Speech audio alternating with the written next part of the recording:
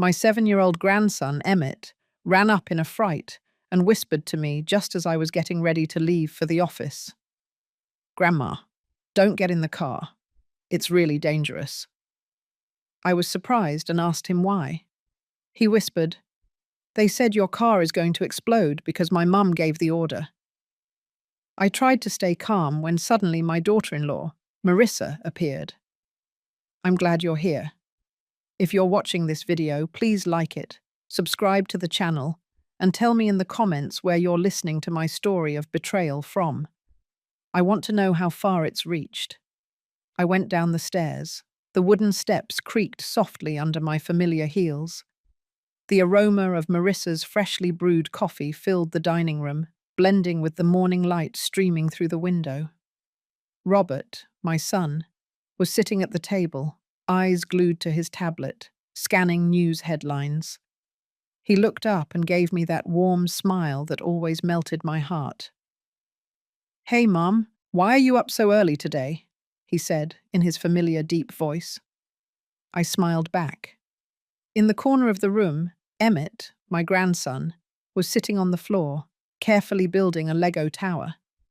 The boy is barely 7 years old, but sometimes I feel he's more mature than he seems. Today, he was strangely quiet, without his typical chatter. He was just focused on the colourful bricks. I figured he was probably absorbed in his game. I quickly drank the glass of orange juice on the table. The usual sweet and tart flavour cleared my head a little. My brown leather handbag was already on the chair. I picked it up and checked that I hadn't forgotten anything. I walked over to kiss Robert's forehead, like I did every morning. Then I stroked Emmett's soft hair, which made me smile. "Grandma's off to work. Have a great day at school," I said softly. Emmett looked up. His big eyes watched me without answering. He just nodded slightly. Reaching the door, I took my car keys and pressed the unlock button. The black Cadillac in the garage flashed, as if waiting for me. I took a deep breath, preparing for a long day. But just then, I heard hurried footsteps behind me. Emmett, with his little legs, ran toward me and clung tightly to the edge of my jacket. I jumped and nearly dropped my keys. His face was pale, his eyes wide open, filled with a fear I had never seen in a child. He glanced quickly toward the dining room, where Marissa was still tidying up, and then leaned in close to my ear, his voice trembling, barely a whisper. "Grandma, don't get in the car. It's really dangerous." I felt my heart stop for a second. I knelt down to his eye level, trying to stay calm, though everything inside me was shaking. "What is it, honey? What's going on, Emmett?" I asked, gently holding his shoulders. The boy looked around again, as if afraid someone might hear him. Then he moved closer, and his voice was so low I had to strain to listen. "They said Grandma's car is going to explode because Mum ordered it." Emmett's words cut through me like a knife. My blood ran cold. Marissa, my daughter-in-law, the woman I always thought of as a daughter, the one who'd been with my family for so many years.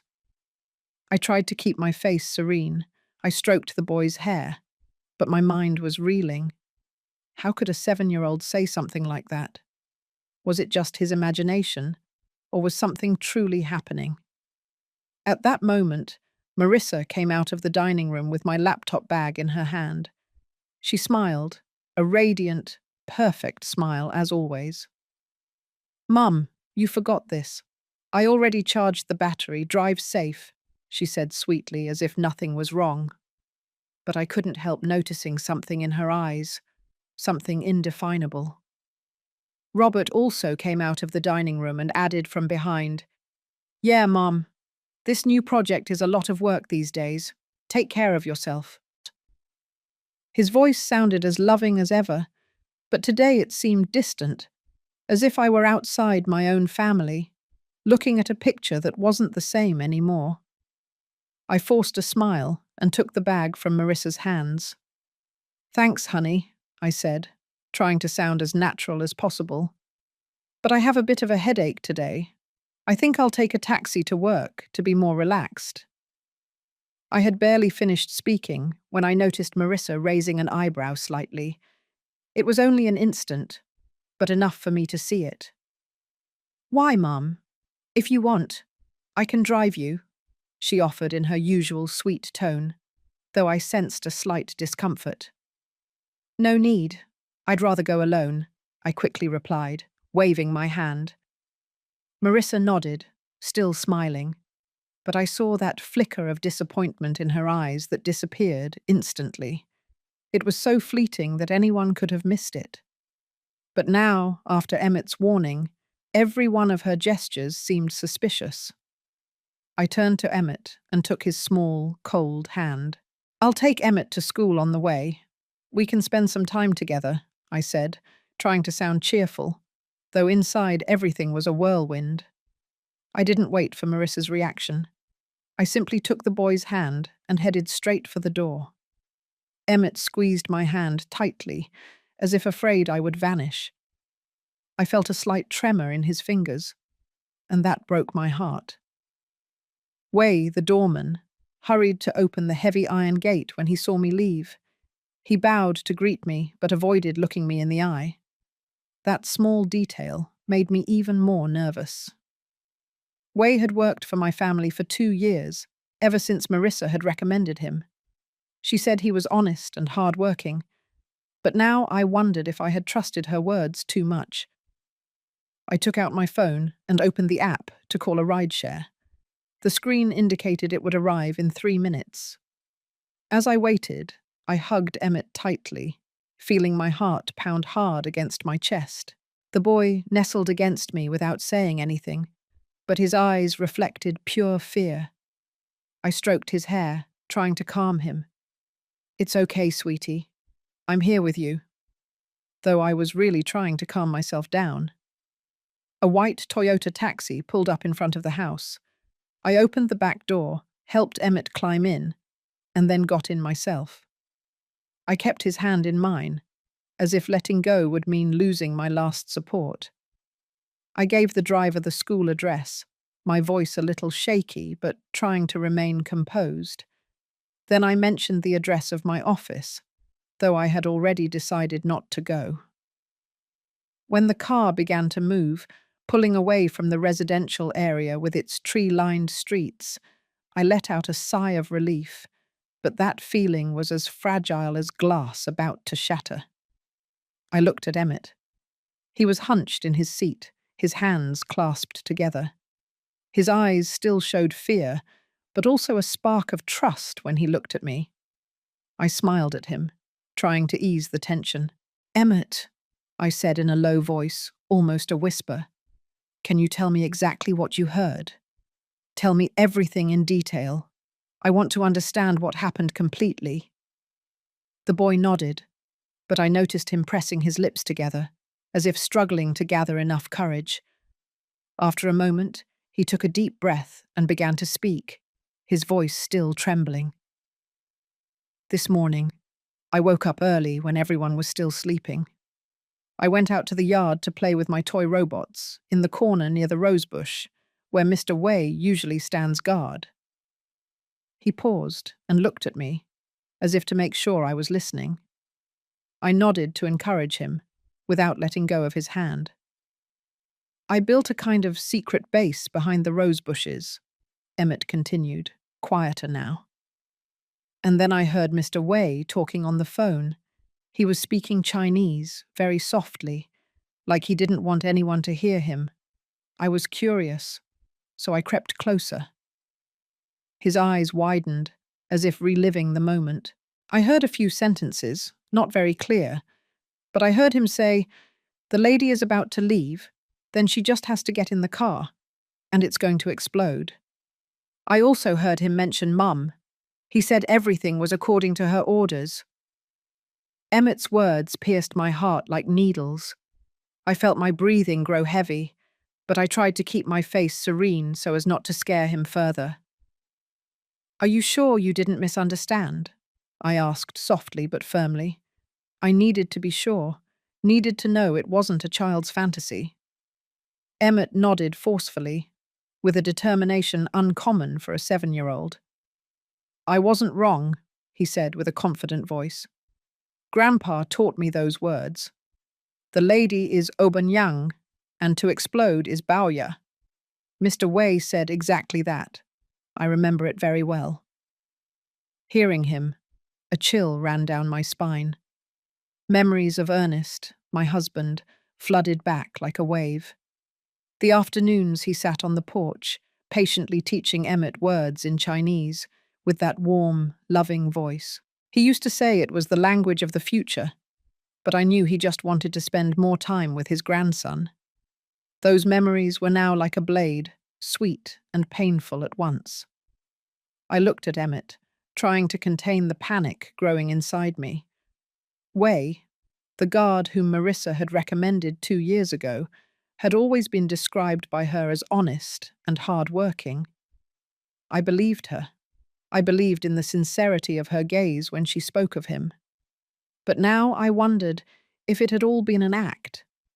Marissa, the young woman I had considered a daughter, with whom I had built the big plans for Alvarez Lumber, could she be capable of plotting something so atrocious? The taxi moved through the familiar streets of San Antonio as the sunlight filtered through the window, forming dancing glints. But I no longer had the presence of mind to look at the scenery. My mind was spinning with hundreds of questions. Why? What reason would Marissa have to do something like this? Money, power, or some resentment I never saw? And Emmett? Why did my little grandson have to witness something so terrible? The car stopped in front of the elementary school. I paid the driver, asking him to wait a moment. I took Emmett's hand and helped him out. Then I hugged him tight. His little body trembled in my arms, and I felt my heart clench. Emmett, I whispered, you're Grandma's hero. Listen closely, you can't tell anyone what happened today. Not even your dad, understand? Let me handle it. I said those words, but inside I knew I was on the edge of an abyss. How could I protect my grandson, protect my family, when it was the closest people who were setting the trap? Emmett nodded repeatedly, his eyes shining with absolute trust. I watched him walk into the schoolyard, his small figure disappearing among the laughing and chatting students. But for me, that image no longer held the innocence it once did. The boy carried a weight too heavy, and that tore me apart inside. I got back into the taxi and slammed the door shut, feeling I had just closed a door on a false sense of security. Driver, please, I said, my voice suddenly cold.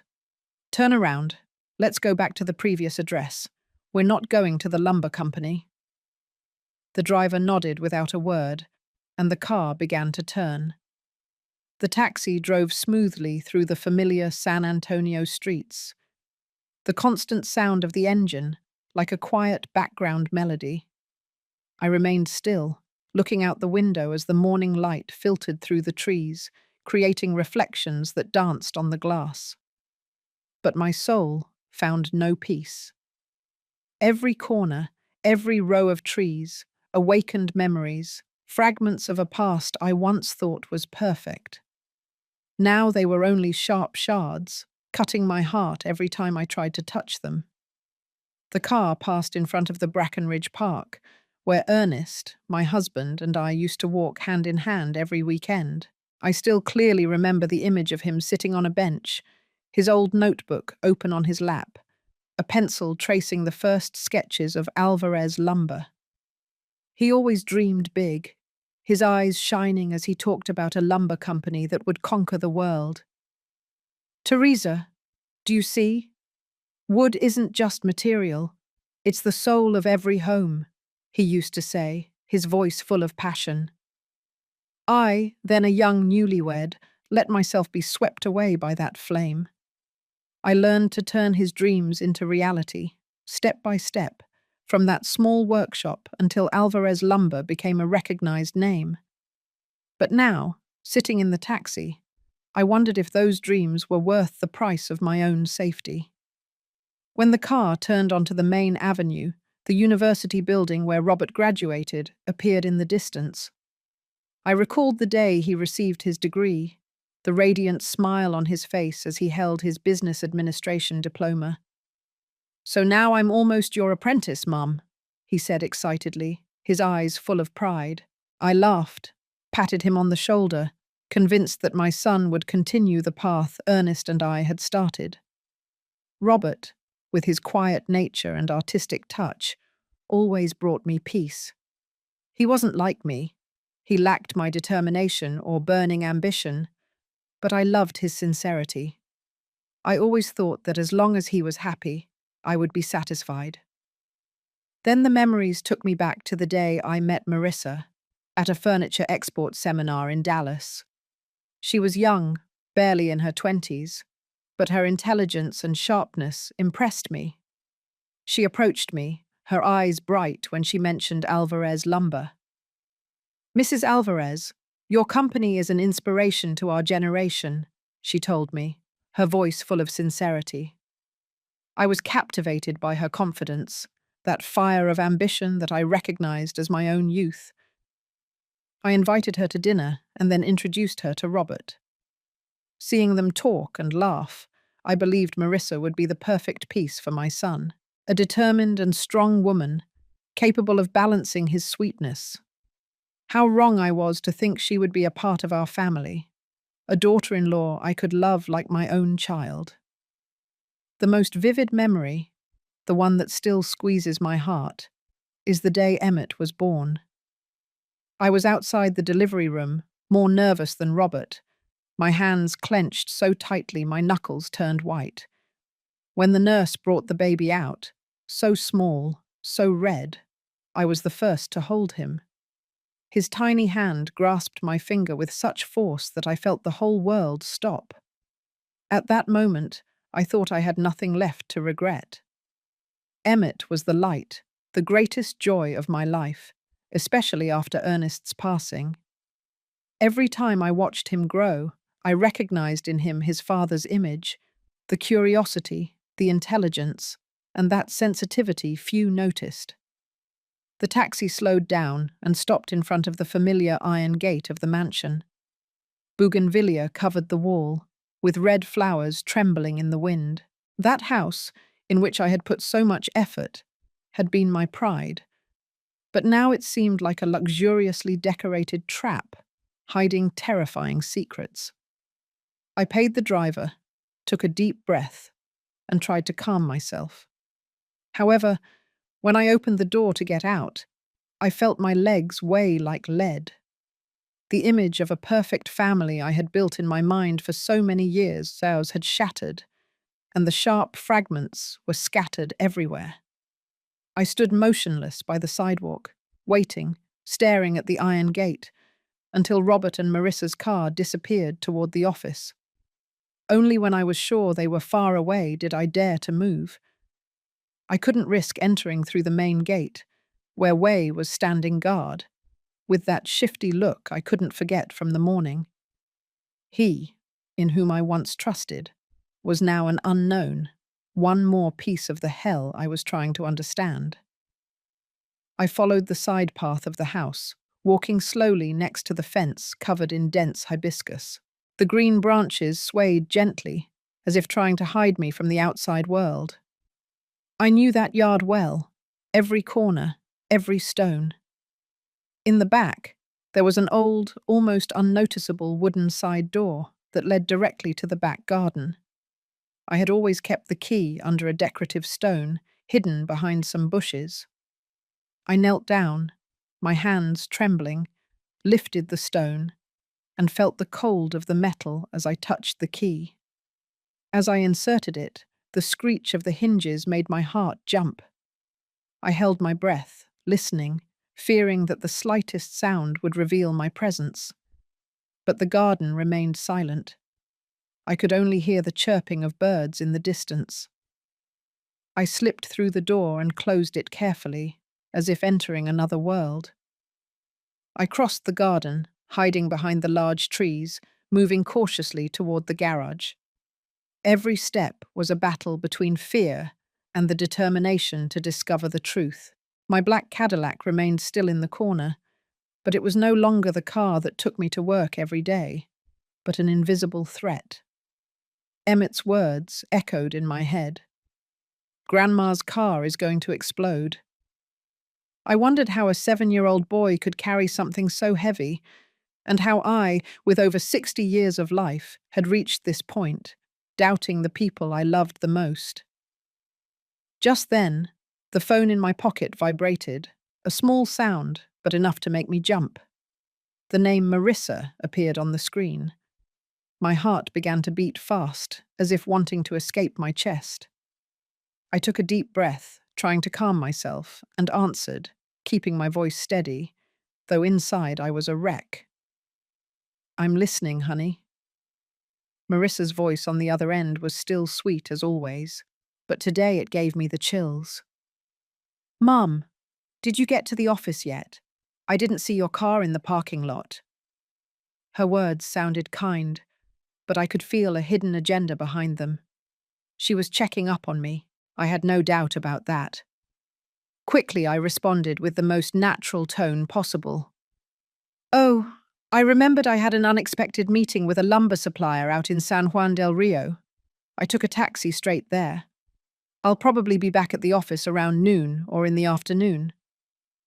I stopped, waiting for her reaction, silently praying that my voice wouldn't reveal the trembling I felt. There were a few seconds of silence on the other end of the line, a brief but tense void that felt eternal. Then Marissa said, "Oh, I see. You should have let me know so I could reschedule the morning meeting." Her voice was still soft, but I noticed a certain rigidity, as if she was trying to hide something. I smiled, though I knew she couldn't see me. "My apologies. It was all very sudden. You handle the pending matters," I replied, and hung up immediately. When the phone screen went dark, I felt a shiver run down my spine. Marissa was suspicious, I was sure of it, but I didn't have time to let fear dominate me. I had to act. I went straight to the garden tool shed, where I knew Joseph, the gardener who had been with my family for over 20 years, would be working. Joseph was a reliable man, always quiet and dedicated. I saw him carefully cleaning a pair of pruning shears, his gaze as concentrated as if it were the most important job in the world. When he saw me, he jumped, his eyes wide with surprise. "Ma'am, what are you doing here? I thought you had already left for work." I motioned for him to be quiet and led him to a corner behind the shed, where the bushes blocked the view from the main house. "Joseph," I said in a grave voice, "I need your help with something. It's a confidential and very dangerous matter. No one must know, not even Wei." I looked him straight in the eyes, trying to convey the urgency in every word. Joseph frowned, the confusion evident on his weathered face, but he nodded without asking anything. I guided him to the garage and pointed at the Cadillac. "Go near that car and see if you notice anything strange. But listen closely. Only look. Don't touch anything." I emphasized every word, praying inside that Emmett's warning was just a misunderstanding. Joseph knelt down, squinting to look under the car. He stayed there for a long time, in such absolute silence that I could hear my own heart. When he straightened up, his face was pale and his hands were shaking. "Ma'am," he stammered, "there's a black box stuck to the chassis. Red and blue wires are coming out of it. They go toward the front, I think to the battery. It doesn't look like part of the car." Joseph's words hit me like a hammer blow. Emmett's warning was true. I felt my legs weaken, but I pressed my lips together and forced myself to stay firm. "Could you bend down again and take a few clear photos?" I asked, handing him my phone, although my hands were trembling just as much as his. Joseph took the phone, bent down again, and carefully photographed the details. When he handed it back, I turned on the screen and observed every detail. A black box, several tangled wires, something that didn't belong on that car. My heart was pounding, but I kept my voice steady. Thank you, Joseph. Now go back to work as if nothing happened. Pretend you saw nothing. Your safety is the most important thing. Joseph nodded, his gaze still confused, but without a word, he returned to the shed. I stayed there for a moment, taking deep breaths to calm myself. Then I left the garden through the side door and called another taxi. Sitting in the back seat, my hands were still shaking, and I gripped the phone tightly, as if it were the only thing keeping me conscious. I opened my contacts and looked for a name I hadn't spoken to in years. Michael Torres. He was a private investigator, a college friend of Ernest's, and the only person I trusted now. I dialed the number, my heart pounding in my chest. When the other side answered, I heard Michael's deep, warm voice. Teresa, it's been a long time. I didn't beat around the bush and spoke immediately, urgently. Michael, it's Teresa Alvarez. I need to see you. Right now. I heard him fall silent for a moment, as if sensing the seriousness in my voice. All right, Teresa. Where should we meet? He asked. I took a deep breath, aware that from that moment on, everything would change forever. That afternoon, I walked into a small diner hidden in an old alley downtown San Antonio. The yellowish light of the hanging bulbs gave the place a worn air. The smell of roasted coffee mixed with the murmur of a few scattered customers, creating a perfect curtain for our meeting. I chose a table in the farthest corner, where no one I knew could accidentally see me. My chest felt heavy, as if carrying an invisible stone. Michael Torres arrived a few minutes later, with a calm walk, but the sharp gaze of someone who has learned to move in the shadows. His salt and pepper hair and cutting eyes were the same as the last time I saw him, over a decade ago, at a gathering of Ernest's friends. He ordered a black coffee and sat down across from me, observing me attentively, as if trying to decipher what I was hiding. Without the need for pleasantries, I placed the phone on the table and opened the photos Joseph had taken under the car. The tangled red and blue wires and that black box appeared on the screen, coldly confirming my worst fears. Michael squinted, took the phone, and zoomed in on every detail. He murmured in a low voice, almost to himself. This is no toy. It looks like a homemade explosive device, connected to the vehicle's electrical system. His words cut short my minimal hope that it was all a misunderstanding. I inhaled deeply, containing the panic that threatened to overflow, and began to tell him everything. From Emmett's trembling warning, Marissa's suspicious call, to what Joseph had discovered under the car. I didn't forget to mention the name Chen Hao that Emmett had heard from Wei. Every word that came out of my mouth was like opening a wound I didn't want to touch again. Michael listened without interrupting me. His eyes never left mine. When I finished speaking, he remained silent for a moment, his fingers tapping rhythmically on the old wooden table. His silence made me even more nervous, but then he spoke in a grave and firm voice. Teresa, you did very well not to act impulsively. The first thing we need to do is keep an eye on Wei. He's the weakest link in all of this. He paused and looked at me fixedly. But you must continue with your normal routine, go to work by taxi, and not show any suspicion. If they find out you're distrustful, everything will become complicated. I nodded, although inside I just wanted to scream, to run and confront Marissa immediately.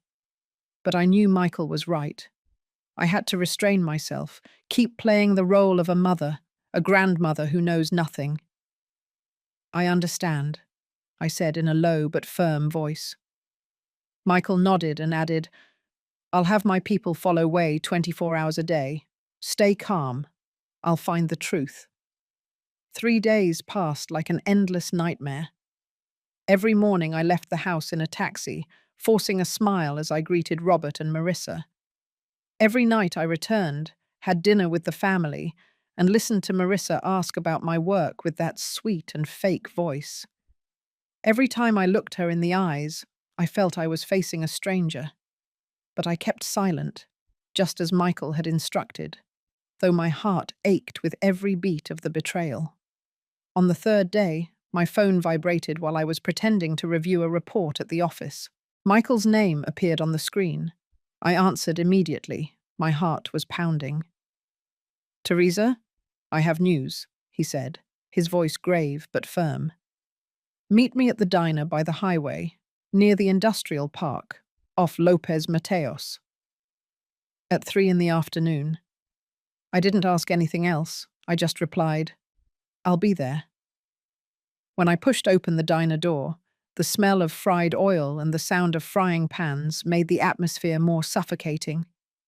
Michael was already seated at a corner table, facing an open laptop. He motioned for me to sit down without a word. "We have results," he said quietly. "That Wei is careful, but not careful enough." He turned the screen toward me. A blurry video appeared, probably recorded by a nearby security camera. In it, Wei, dressed in civilian clothes, was entering a dark alley near the El Mercado night market. He met another man, Asian, thin, with a nervous look and a cap covering half his face. Wei handed him a thick brown paper bag, and they exchanged a few words before the other man nodded and quickly disappeared into the shadows. Michael pointed at the unknown man. "This is Chen Hao," he said. "My people spoke to the vendors at the night market. They say he's an undocumented immigrant with no fixed job, known for his gambling debts." He opened a thin folder with clear photos of Chen Hao's face and some personal data his team had gathered. I looked at the photo, his thin face and tired eyes, and a chill ran down my spine. Everything matched exactly what Emmett had told me. Michael continued, his voice lower, as if trying to contain his own emotions. "Teresa, this is no longer a suspicion. It's a planned assassination attempt, and your daughter-in-law, Marissa, is the mastermind." His words were like a direct blow to the chest. I squeezed the glass on the table. My knuckles turned white. Rage and pain flooded me, like a wave ready to sweep me away. Marissa, whom I had loved, whom I had trusted, the woman I thought would be the future of Alvarez Lumber. How could she do this to me? For money? For power? Or for a resentment I never knew existed? I looked at Michael, trying to keep my gaze steady, though tears threatened to fall. "What do we do now?" I asked, my voice trembling but full of determination. Michael looked at me with a serious expression, but also with compassion. "We need more proof," he said. "I'll keep watching Chen Hao. I want to know who else he's involved with. But you, Teresa, must continue acting as if you know nothing. One wrong move, and everything could fall apart." I nodded. I pushed open the door of the mansion and entered, trying to behave as naturally as possible. That dinner was a play I was forced to perform. I sat across from Robert and Marissa. I smiled when Robert talked about a new project at the company, and I nodded when Marissa asked me about the supposed meeting in San Juan del Rio. "Mom, how was your day? Did the meeting with the partners go well?" she asked in her usual sweet tone. I looked her in the eyes, searching for a sign, but I only saw a perfect smile that hid everything. "All good, honey," I replied softly, though my heart was pounding, wanting to break out of my chest. Emmett, sitting next to me, ate in silence, and occasionally looked at me, as if asking if I had already done something about his warning.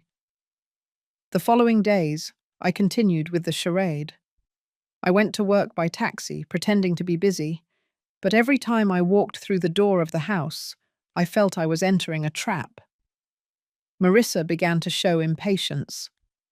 One night, When it was just the two of us in the kitchen, drying dishes, she said with false concern, "Mum, why are you still taking taxis?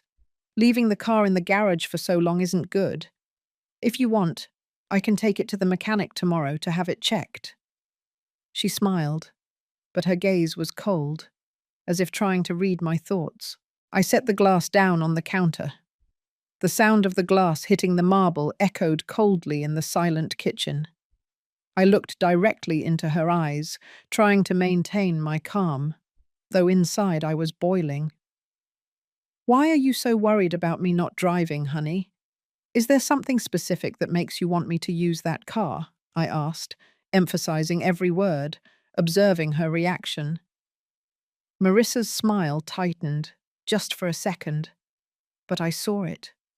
She looked uncomfortable, then forced a laugh and looked away. "No, Mom," she said, her tone sharper than usual. "I'm just worried about you. I've seen you tired and I thought that was why." Then she hastily returned to the dishes, but I noticed her hand trembling slightly as she held the cloth. I didn't reply. I took a sip of water and let the silence speak for me. That night, I lay in bed, staring at the ceiling, unable to sleep. Images and plans mixed in my head.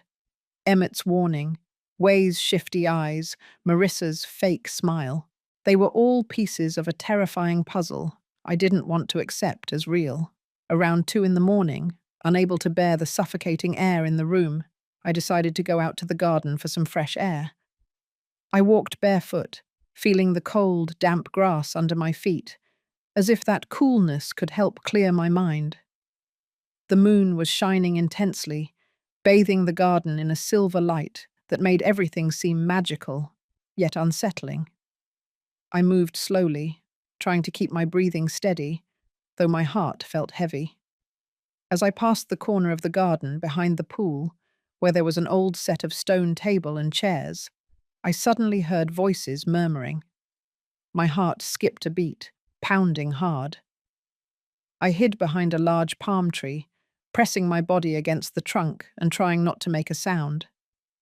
From there, I saw 2 silhouettes sitting in the dark, talking in a low but clear voice. I immediately recognized Marissa and Way. I slowly took out my phone, my fingers trembling as I activated the recorder, and carefully raised it to record every word. Marissa's voice sounded tense, loaded with irritation and concern. "Are you sure she hasn't done anything to make her suspicious? She's been very strange lately. She insists on taking a taxi. Did you let anything slip, Way?" Way responded in a reassuring tone, though the tension was noticeable. "Impossible, Mrs. Marissa. I've been very careful. Chen Hao already placed the device under the driver's seat. As soon as she starts the car, everything will be done. Maybe she's just genuinely tired." Marissa sighed, her voice lowering, as if containing rage. "No, this method is too obvious, too risky. If that device stays there too long and the gardener or someone else finds it, the plan is ruined. Call Chen Hao tomorrow and tell him to remove it. Immediately." Wei hesitated. "Remove it? But—" "No buts," Marissa interrupted, her voice cold as ice. "I'll come up with another way. Something more natural. An accident, for example. For now, we need to erase all traces." I stood paralyzed behind the tree, trembling from head to toe. Every word from Marissa was like a direct stab to the heart. The recording on my phone was irrefutable proof, but also the blade that was slicing the last bit of trust I had in her. I carefully saved the file and sent a copy to my backup email. My hands were shaking so much I almost dropped the phone.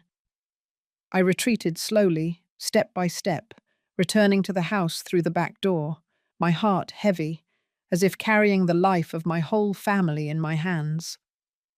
The next morning, when the sun was barely rising, I was in the living room with the phone in my hand, trying to keep my voice steady as I spoke to Robert and Marissa.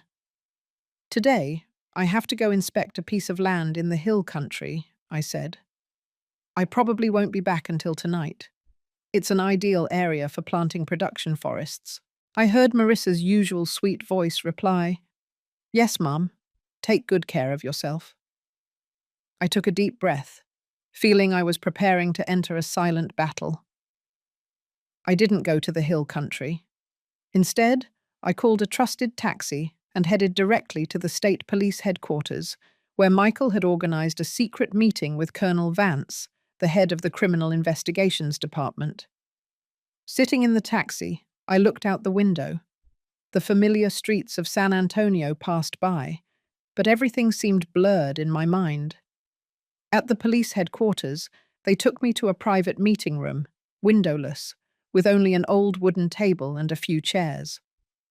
Colonel Vance, a tall man with a severe face, sat across from me. Michael was by his side, his gaze full of calm. I began to recount everything. My voice trembled, but I tried to keep it steady. First, I showed the photos Joseph had taken under the car, the red and blue wires, and a menacing black box. Then, I told them about Michael's investigative report, which included the video of the exchange between Wei and Chen Hao at the night market. Finally, I placed the phone on the table. My fingers shook as I played the recording of the conversation between Marissa and Wei in the garden the night before. When Marissa's voice sounded, cold and calculating, I watched Colonel Vance's face change. His serious expression turned to evident tension, his brow furrowed. "Are you sure she hasn't done anything to make her suspicious?" Marissa's voice echoed in the silent room. "Call Chen Hao tomorrow to remove it. Immediately." When the recording reached that part, Colonel Vance motioned for me to stop it. He looked at me with a grave and decisive expression. "Mrs. Alvarez," he said in a deep voice, "we have enough evidence to act. We are going to set a trap. Go back home and behave as if you are still doing your inspections. Let everything run its course." They took me to a secure waiting room inside the headquarters, a small room with surveillance screens and a radio connected to the police team. Michael stayed with me. His presence was the only thing keeping me calm. Sitting in that cold room, I looked at the screen, my heart pounding hard. I knew that what was about to happen would change everything: my family, my company, and my entire life. Around 2 in the afternoon, through the cameras, I saw an old, unmarked pickup truck park on the street behind the mansion. A team of plainclothes police officers was hidden in nearby cars, waiting for the right moment. I held my breath, not taking my eyes off the monitor. Wei appeared, approached to talk with Joseph, and pointed toward the pool pump. He handed him a piece of paper and some cash, telling him the pump had a damaged part that could only be bought downtown. Joseph, as always, unsuspecting, got on his motorcycle and left immediately. As soon as Joseph disappeared, Wei opened the back gate. A man with a cap pulled down to cover his face stealthily entered and went straight to the garage. I recognized him immediately. It was Chen Hao, with the same nervous demeanor as in Michael's video. Colonel Vance, who was following the operation by radio, said quietly, "All teams in position. Wait for him to start acting." On the screen, I saw Chen Hao open the garage door, pull a small set of tools from his pocket, and crouch under my Cadillac. I felt my heart stop. Every second felt eternal. Then, just at that moment, Colonel Vance's voice resonated over the transmitter. "Now!" 2 unmarked police cars sped in, blocking both ends of the alley. Officers, wearing bulletproof vests, emerged from their hiding spots, shouting, "Police, freeze!" Chen Hao jumped, tried to flee, but 2 officers wrestled him to the ground in an instant. Wei, at the back gate, was also subdued without being able to offer resistance. A specialized bomb disposal team entered the garage. I squeezed Michael's hand tightly, breathing raggedly. Minutes later, the voice of a team member sounded over the radio. "The device has been deactivated. It is a homemade bomb with enough power to completely destroy the car and cause damage in a radius of 16 feet, 5 meters. Hearing that, I felt my legs weaken. If it hadn't been for Emmett's warning, if I had gotten into the car that morning, I dare not imagine. At the same time, another group of police officers, led by Colonel Vance, arrived at the Alvarez lumber offices. On the surveillance screen, I saw them head directly to the conference room, where Marissa was presiding over a meeting with department heads. Robert was also there, sitting at the end of the table, attentively taking notes. When the police entered, Marissa frowned, her voice annoyed. "Excuse me, we are in a meeting. What do you need?" Colonel Vance showed the arrest warrant in front of her, his voice cold. "Marissa Reed is under arrest on suspicion of attempted homicide." The entire room fell silent. Robert jumped up, stammering, There must be some mistake. What are you talking about?" Marissa turned pale, but tried to stay calm. "This is slander. What evidence do you have?" Colonel Vance didn't answer. He just signaled an officer to turn on a small recorder. Marissa and Way's voices from the garden the night before echoed through the room, clear and crisp. "Call Chen Hao tomorrow to remove it. I'll find another way. A more natural one." Marissa's confident smile instantly vanished. She stumbled backward and fell into the chair, covering her face with trembling hands. Robert and I were taken to the police station. We didn't enter the interrogation room. We were seated in a special observation room, from where we could see through a one-way mirror. The first to be interrogated was Chen Hao. He entered looking nervous, his handcuffed hands shaking behind his back. When Colonel Vance informed him of the charges he was facing, conspiracy to commit murder and illegal possession of explosives, his face turned white. In less than 10 minutes, he lowered his head and in a trembling voice confessed everything. He admitted to having crossed the border illegally years ago, living in hiding and sunk in gambling debts. Way contacted him through an illegal casino at the El Mercado night market, offering him a large sum of dollars to pay off his debts and start a new life.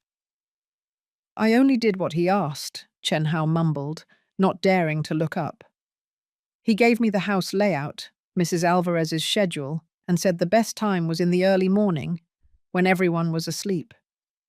He confessed that he didn't know how to make bombs, but knew someone in the arms trafficking trade across the border. He bought the explosive from that contact, following Way's detailed instructions." Hearing him, a chill ran down my spine. Every detail, every step of the calculated plan chilled my blood. I looked at Robert. His hands were clenched at the edge of the chair, his knuckles white. I wanted to say something, but my throat wouldn't respond. Then it was Way's turn. He entered with his head down, but still with a defiant expression. At first, he denied everything, his voice cold. "I don't know anything about this alleged bomb. This is a lie." But when Colonel Vance placed Chen Hao's signed statement and the night market video in front of him, his composure crumbled. He fell silent, his eyes moving from side to side, and finally lowered his head, beginning to confess. Way admitted that his motive stemmed from an incident many years ago. He had stolen a small piece of my jewelry, a necklace Ernest had given me for our 20th wedding anniversary, to sell and pay off his gambling debts. When I discovered it, instead of calling the police, I asked him to publicly apologize in front of all the household staff. I thought that was the way to teach him about honesty, I had told Ernest. But for Way, it was a humiliation he could never erase. He held a grudge ever since, and when Marissa approached him with her plan, he accepted immediately, both for revenge and for the large sum of dollars she promised him. Hearing those words, I felt my heart clench. I never imagined that an act I considered compassionate would sow the seed of such a terrible conspiracy. I looked at Robert, wanting to take his hand, but his gaze remained fixed on the glass, as if trying to understand why things had gone so far. Finally, Marissa was brought into the interrogation room. Unlike Chen Hao and Wei, she entered with a serene attitude, head held high, even with her personal lawyer by her side. She wore an elegant black suit, her hair pulled back, as if preparing for an important meeting at Alvarez Lumber, not facing an attempted homicide charge.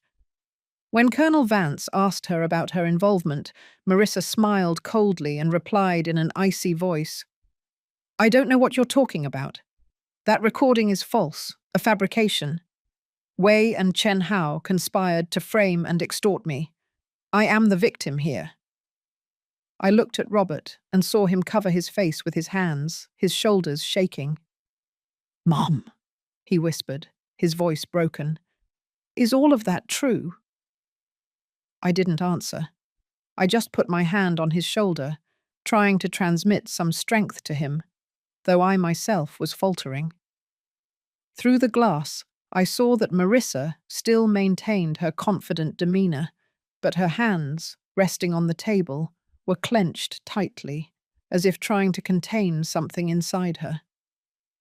Colonel Vance entered the interrogation room and placed a red-covered notebook on the table. "We have searched your personal safe at the office, Mrs. Reed," he said in a calm but cutting voice. "Is this notebook yours?" Marissa's face broke, the confident smile instantly disappearing. She tried to speak, but couldn't utter a word. The colonel flipped through the pages, reading aloud the carefully written lines. "Restructuring project, Phase 1. Eliminate the TA obstacle, Teresa Alvarez. Option A, car accident, high risk. Option B, poisoning, difficult to control. Option C, explosion, effective, definitive." He stopped and looked directly at her. "Phase 2. Psychologically manipulate C, Robert.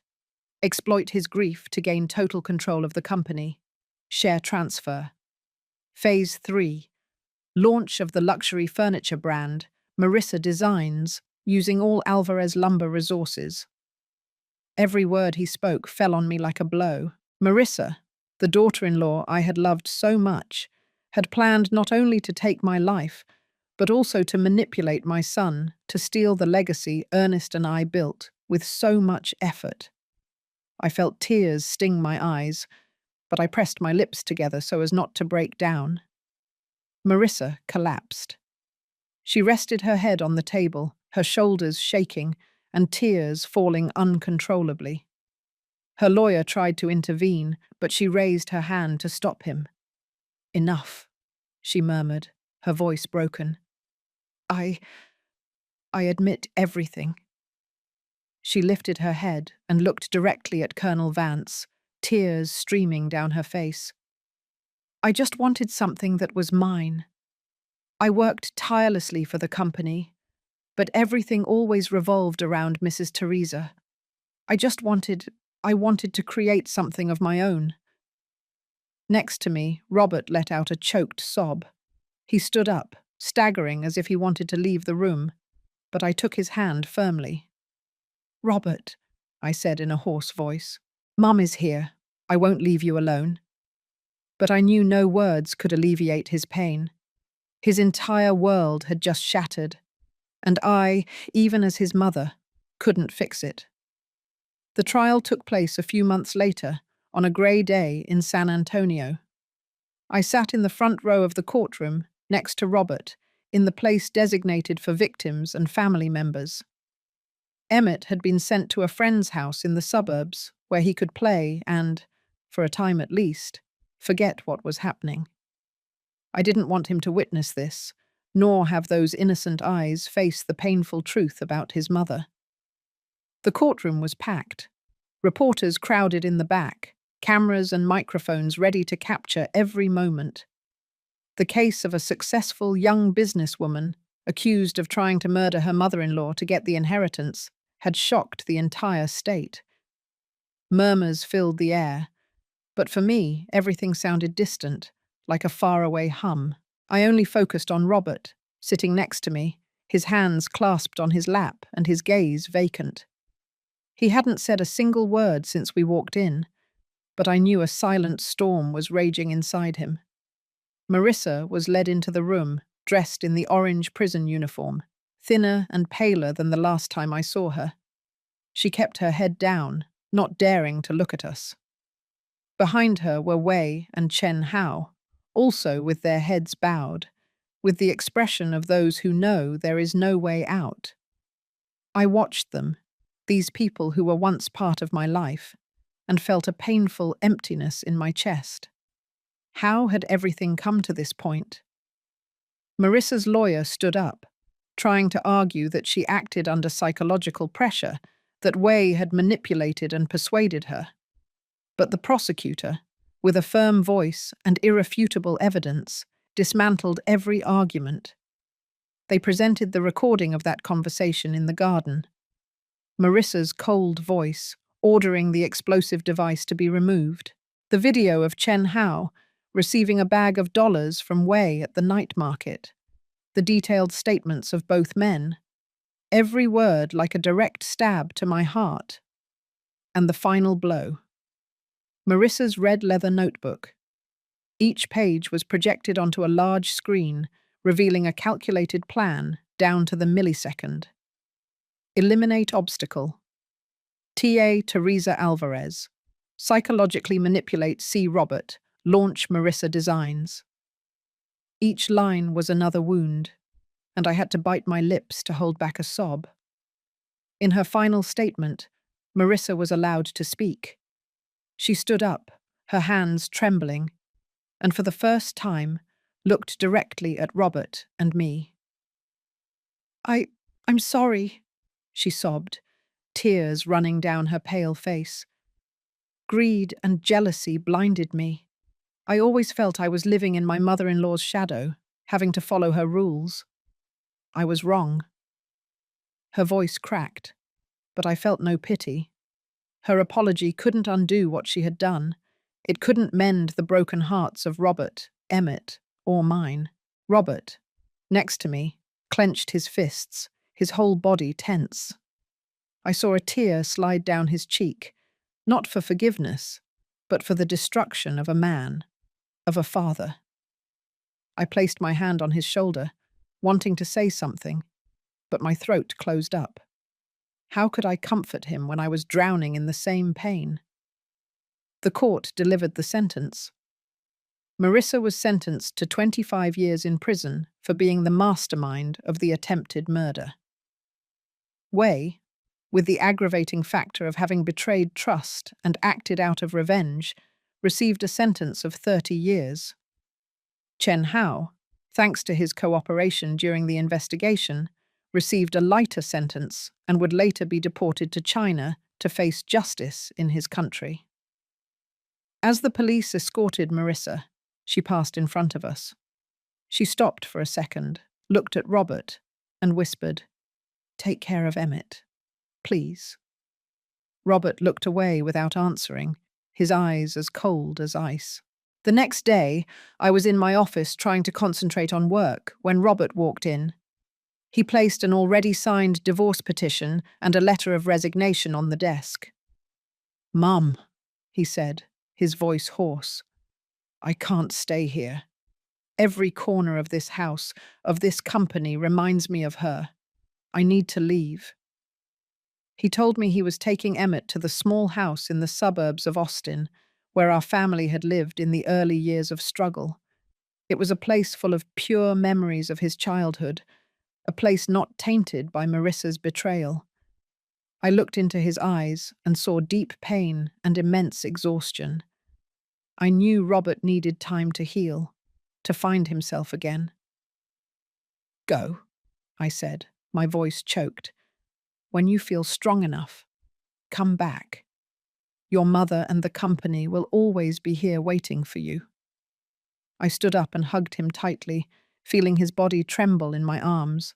When he left, I remained still in the office, looking out the window, where the sunlight fell on the neatly stacked lumber in the yard.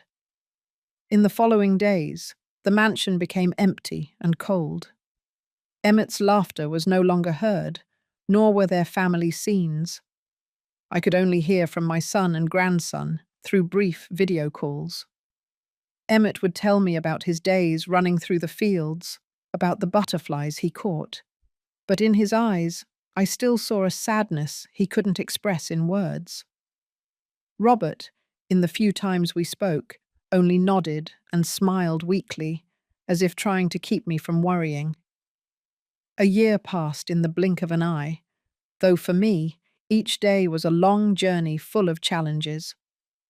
I dedicated that time to holding Alvarez Lumber together, managing the media crises after the scandal, and maintaining the team's morale. The work was so intense that I barely had time to give in to sadness or painful memories. But every night, returning to the empty mansion, I felt an emptiness impossible to fill. Emmett's laughter was gone, the family scenes were gone, and the presence of Robert, the son I thought would always be by my side, was gone. I learned to live with the pain, though that didn't mean getting used to it. Every time I looked at the dining table, I still saw Marissa's face, her fake smile, and my heart ached again.